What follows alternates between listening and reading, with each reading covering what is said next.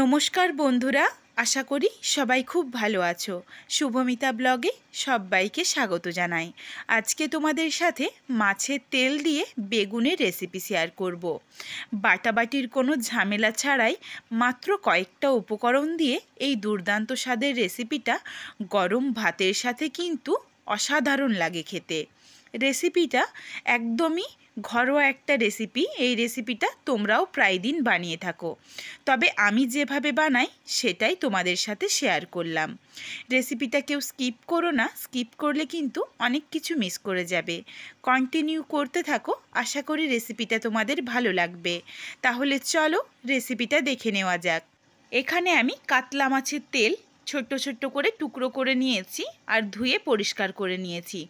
মাছের তেলের মধ্যে স্বাদ অনুযায়ী লবণ, অল্প একটু লঙ্কার গুঁড়ো আর হলুদের গুঁড়ো দিয়ে ভালোভাবে মেখে নেব। কাতলা মাছের তেলটা যদি একটু পরিষ্কার হয়, একদম সাদা ধপধপে, তাহলেই জানবে তেলটা কিন্তু কোনোভাবেই তেতো হবে না। আর এই তেল দিয়ে যে কোনো রান্নায় অসাধারণ লাগে। মাছের তেলটা ভালোভাবে মেখে রেখে দিলাম। এরপর কড়াইয়ের মধ্যে 1 চামচ পরিমাণে সর্ষের তেল গরম করে নিয়েছি। তেল খুবই অল্প পরিমাণে দিতে হবে, একদম বেশি দেওয়া যাবে না। তেলের মধ্যে ছোট্ট ছোট্ট করে টুকরো করে রাখা বেগুন আর স্বাদ অনুযায়ী লবণ দিয়ে বেগুনটাকে নাড়াচাড়া করে 50% ভেজে নেব। পুরো কিন্তু ভাজলে হবে না, আর একদমই যদিও কম তেল রয়েছে, পুরোটা কিন্তু ভালোভাবে ভাজাও হবে না বেগুনটা। একটু দেখো নাড়াচাড়া করে নিয়েছি। এরপর বেগুনটাকে নাবিয়ে রেখে দিলাম। ওই কড়াইয়ের মধ্যেই আবারও 1/2 চামচ পরিমাণে সর্ষের তেল অ্যাড করেছি। তেলের মধ্যে দিয়ে দিচ্ছি 2টো বড় সাইজের পেঁয়াজকে ডুমো করে কেটে রেখেছিলাম। ডুমো করে পেঁয়াজটা যদি কাটা হয় ঠিক বেগুনের মতো করে, তাহলে কিন্তু পেঁয়াজগুলো মুখে পড়ে, সেটা কিন্তু খেতে খুব ভালো হয়।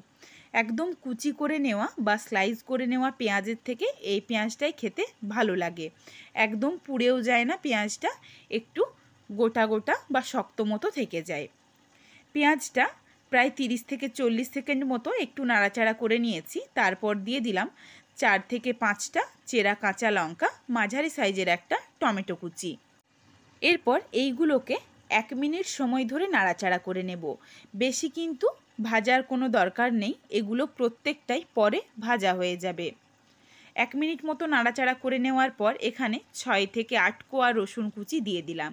রসুনটা দেওয়ার পর আর ভাজার কোনো দরকার নেই, শুধুমাত্র মিশিয়ে নিয়েই তারপরে দিয়ে দিচ্ছি ম্যারিনেট করে রাখা মাছের তেল।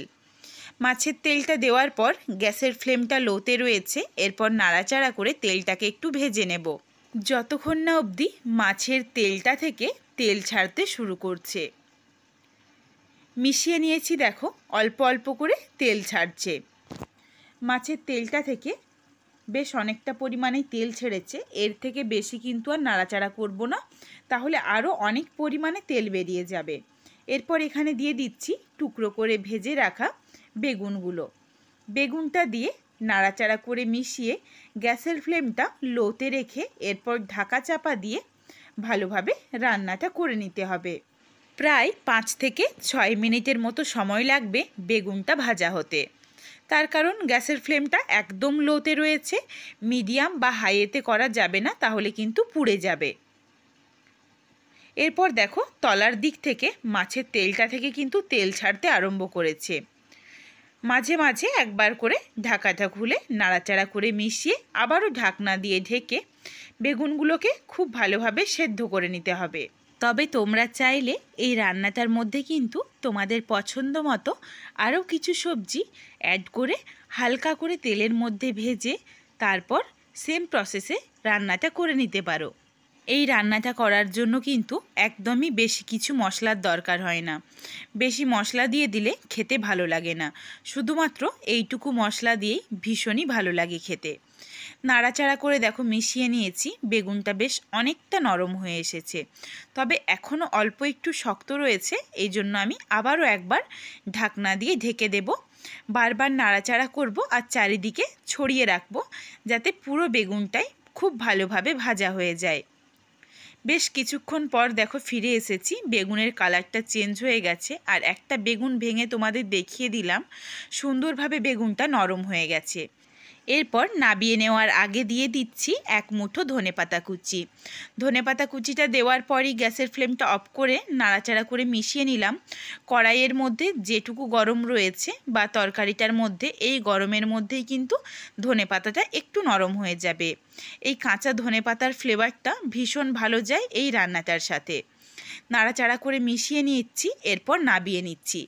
এইভাবে মাছের তেলটা রান্না করলে কিন্তু ঠিক যেমন চর্বি জমে থাকে আমরা মাটন খাওয়ার সময়, সেরম দেখো এখানেও দেখো চর্বিগুলো রয়েছে। তোমাদের একটু আমি তুলে দেখিয়ে দিচ্ছি, দেখো পুরোটা কিন্তু গলে যায়নি। এইগুলো কিন্তু খেতে খুব ভালো হয়। যেটা মাছের তেল একদম কালচে রং ধরিয়ে ভেজে নিলে এটা কিন্তু থাকে না, গলে যায়। তার থেকে এই রান্নাটা অনেক গুণে ভালো হয় খেতে। রেসিপিটা বাড়িতে অবশ্যই একবার বানিয়ে আমায় কমেন্ট করে জানিও রেসিপিটা তোমাদের কেমন লাগলো। রেসিপিটা যদি ভালো লাগে তাহলে লাইক করো, শেয়ার করে বন্ধুদের দেখার সুযোগ করে দিও। আর অবশ্যই আমার চ্যানেলটিকে সাবস্ক্রাইব করে দিও, যাতে আমার প্রত্যেকটা রেসিপির নোটিফিকেশান সবার প্রথমে তোমাদের কাছে পৌঁছে যায়। আবারও খুব শীঘ্রই হাজির হচ্ছি নতুন কোনো এক রেসিপি নিয়ে। পরবর্তী রেসিপি দেখার আমন্ত্রণ রইল। পুরো ভিডিওটা দেখার জন্য অনেক অনেক ধন্যবাদ। তাহলে আজকে আসি, সবাই ভালো থেকো, সুস্থ থেকো।